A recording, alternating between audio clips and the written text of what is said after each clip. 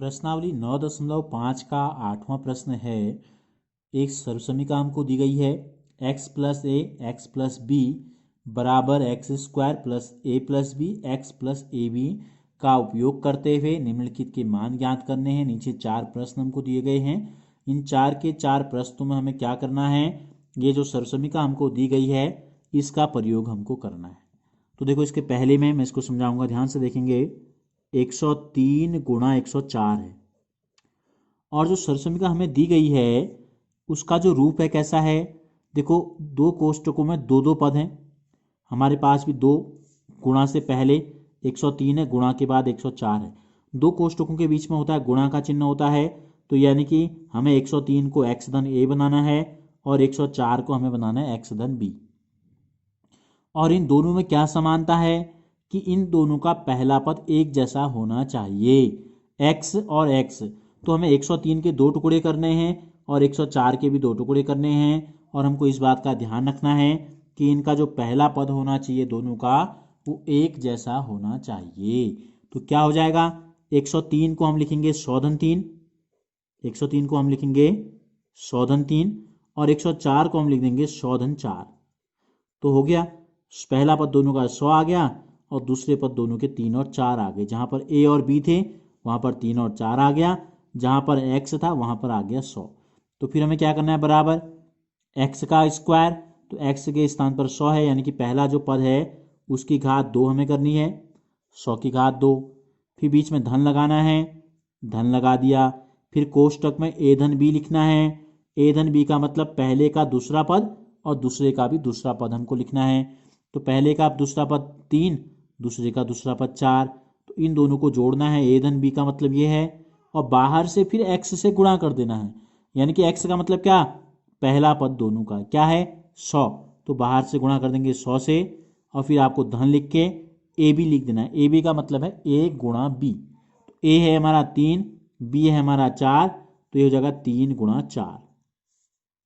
तो देखो 100 गुणा 100, 100 की घात 2 का मतलब है 100 गुणा 100, तो 100 गुणा 100 का मतलब पहले 100 के 2 जीरो और दूसरे 100 के 2 जीरो इसमें लग गए, तो ये हो जाएगा 10,000। धन पहले जोड़ेंगे, 3 में 4 जोड़ेंगे कितना आएगा 7, फिर बाहर से कोष्टक के बाहर 100 है तो इसका मतलब गुणा 100 है, और धन हो गया 3 चौको 12। तो हमको जो प्राप्त हुआ ये प्राप्त हो गया 10,000।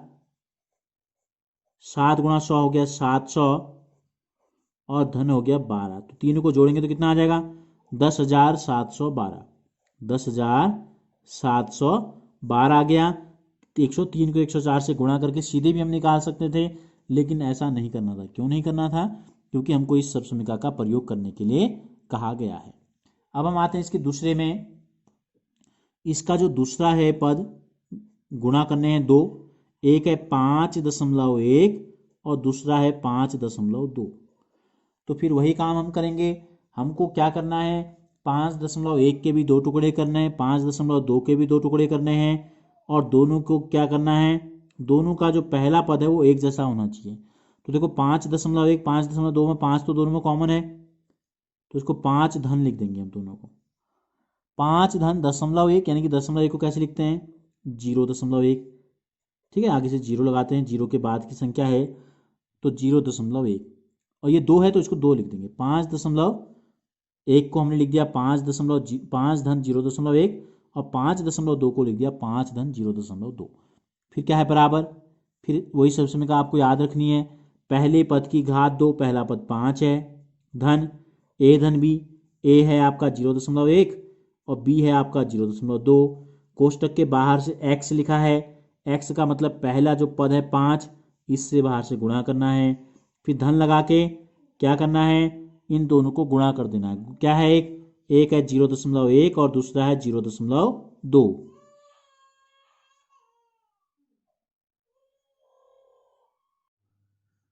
तो ये हो गया 5 की घात 2 का मतलब है 5 गुणा 5, 5 गुणा 5 होता है 25, धन 0.1 में 0.2 जोड़ेंगे तो आ जाएगा 0.3, और बाहर से 5 है तो इसका मतलब गुणा 5 है कोष्टक के बाहर, ठीक है।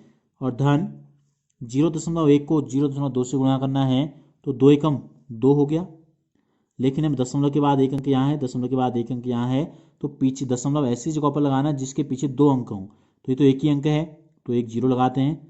अब यहाँ दशमलव लगाते हैं, दो अंक हो गए, ठीक है। तो 0.02। अब गुणा भी करना है हमको अभी। तो देखो 25 धन 5 3 15 हो गया। दशमलव के बाद केवल एक ही अंक है, तो दशमलव यहाँ पर लग जाएगा ताकि इसके बाद एक अंक शेष बचे, ठीक है। तो ये हो गया 0.02। अब हमें इन तीनों को जोड़ देना है। हमें इन तीनों को क्या करना है, जोड़ना है। अब जोड़ने में आपको विशेष तौर पर ध्यान देना होता है। कुछ संख्याएं दशमलव की हैं, कुछ दशमलव की नहीं है। तो देखो दशमलव के बाद अधिकतम कितने अंक हैं, इसमें दो अंक हैं, इसमें केवल एक अंक है, इसमें केवल एक अंक भी नहीं है। तो हम क्या करते हैं, देखो 25 का मतलब इसमें कहीं पर दशमलव होता है, बिल्कुल होता है। कहाँ पे, लास्ट में, ठीक है। 25 के बाद 25 को हम 25.0 भी लिख सकते हैं, 25.00 भी लिख सकते हैं। कितने भी जीरो इसके पीछे लगाए जा सकते हैं। हम दो क्यों लगा रहे हैं, क्योंकि इसके पीछे दो थे तो सबके पीछे दो दो लगा देते हैं, ठीक है। दो अंक, तो 5 के पीछे भी एक जीरो लगा दिया, और ये 0.02 है। हम ये इसलिए कर रहे हैं ताकि आपको जोड़ने में गलती ना हो। अब जोड़ना आपको आता होगा, नहीं आता है तो मैं आपको बता देता हूँ कैसे करना है। देखो ऐसे आपको लिखना है 25.00, 1.50 और 0.02। ये दशमलव के नीचे दशमलव लिखना है, पीछे के अंक को पीछे की तरफ, आगे के अंक को आगे की तरफ। तो जोड़ेंगे तो क्या आएगा, देखो एक यहाँ 2 5, दशमलव की जगह दशमलव, 5 1 6 और 2, ठीक है। तो अक्सर दशमलव की संख्याओं को और बिना दशमलव की संख्याओं को जोड़ते समय गलतियां हो जाती हैं, तो आपको इस बात का विशेष ध्यान देना है। तो हमने जोड़ा तो हमको जो प्राप्त हुआ उत्तर कितना है, 26.52 इसका उत्तर आ गया। अब हम आते हैं इसके तीसरे प्रश्न में। तीसरा जो प्रश्न है वो है 103 गुणा 98। नंबर 3 में जो हमको प्रश्न दिया गया है 103 गुणा 98 है। अब क्या करें, हमको 103 के भी ऐसे दो टुकड़े करने हैं जिसका पहला पद एक जैसा हो, और 98 में भी एक पहला पद एक जैसा होना चाहिए, ठीक है। तो क्या हो सकते हैं, जैसे 103 को तो हम शोधन 3 लिख देंगे, लेकिन 98 को शोधन कुछ लिखा जा सकता है, नहीं लिखा जा सकता है। अगर 100 के साथ पहला पद अगर माना हमने 103 का 100 ले लिया, इसको शोधन 3 अगर कर दें, और 98 का भी पहला पद अगर हम 100 ले लें माना, तो 100 में कितना जोड़ें कि 98 हो जाए, 100 में कितना जोड़ें कि 98 हो जाए। आप कहेंगे तो ये तो हम जोड़ ही नहीं सकते हैं। हम जोड़ सकते हैं, लेकिन जोड़ना पड़ेगा ऋण 2। क्या जोड़ना पड़ेगा हमको, हमको जोड़ना होगा ऋण 2। ये धन गुणा ऋण ऋण, यानी कि ये ऋण हो जाएगा, 100 में से 2 घटाएंगे तो आ जाएगा 98, ठीक है। क्या करते हैं, सर्वसमीका का प्रयोग हम करते हैं इसमें आगे को।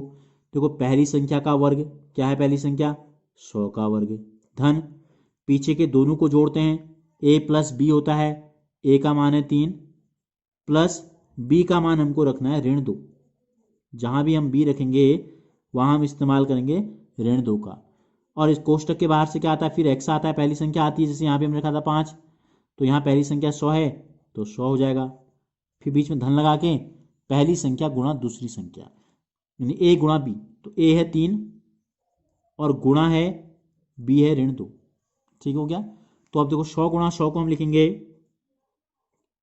10,000, धन कोष्टक के अंदर क्या है उसको हल करते हैं, 3 धन ऋण 2 का मतलब है 3 ऋण 2, ठीक है। सरल करके लिख देते हैं, 3 ऋण 2 लिख दिया हमने। बाहर से है x, धन, अब देखो ये धन है ये ऋण है, धन गुणा ऋण ऋण, 3 दूनी 6, ये आ गया। फिर इसको सरल करके लिखते हैं, तो ये हो गया 10,000, 3 में से 2 घटाएंगे आएगा 1, 1 गुणा 100 कितना हुआ, 100 ही हुआ, ऋण 6। तो 10,000 में 100 जोड़ेंगे और 6 घटा देंगे, यार ये देखो 100 में से 6 घटा दो 94, और 10,000 में 94 जोड़ देंगे तो हमारा उत्तर आ जाएगा 10,094। यह आएगा 103 और 8 को गुणा करके इतना आएगा, ठीक है। अब आते हैं हम इसके चौथे प्रश्न में। चौथे में हमको दिया है 9.7 9.8, 9.7 गुणा 9.8। अब इसका पहला पद तो दोनों में हमको वैसे भी 9 9 दिखाई दे रहा है, तो 9 लिख लेते हैं,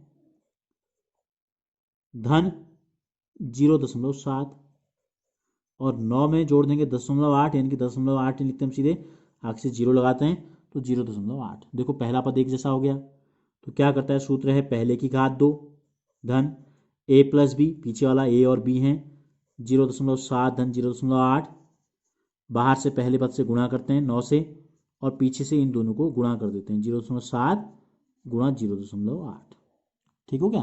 अब हम करेंगे बराबर, देखो 9 गुणा 9, 9 की घात 2 का मतलब है 9 गुणा 9, 9 की घात 2 का मतलब 9 गुणा 9, धन कोष्टक के अंदर 2 पद आगे, इनको जोड़ेंगे पहले, 0.7 में 0.8 जोड़ेंगे तो 7 8 होता है 15, 1.5 आएगा, गुणा 9 है, धन गुणा कर देते हैं, 7 8 56 होता है, और 2 अंक हैं दशमलव के बाद, दशमलव के बाद 1 अंक है, 1 अंक है तो 1 अंक पीछे 2 अंक होने चाहिए, ये हो गया।